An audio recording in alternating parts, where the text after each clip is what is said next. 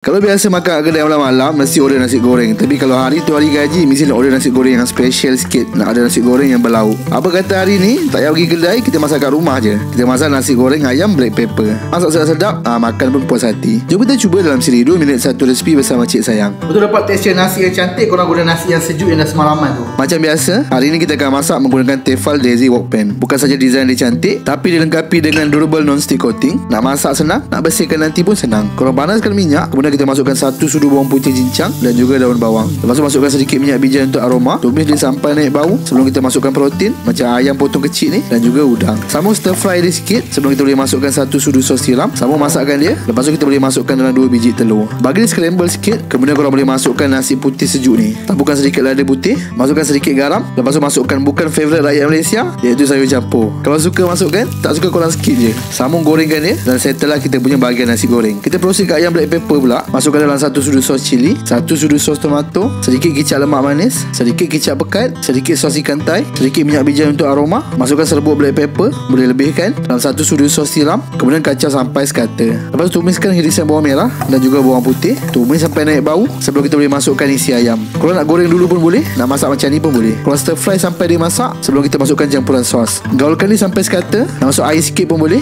Lepas tu kalau masukkan irisan bawang holland, cili benggala dan masakkan dia sekejap. Last sekali kalau taburkan daun bawang. Kemudian siaplah kita punya ayam black pepper. Boleh dengan nasi goreng tadi dan enjoy. Selamat mencuba. Jom follow kami untuk lebih banyak resipi menarik.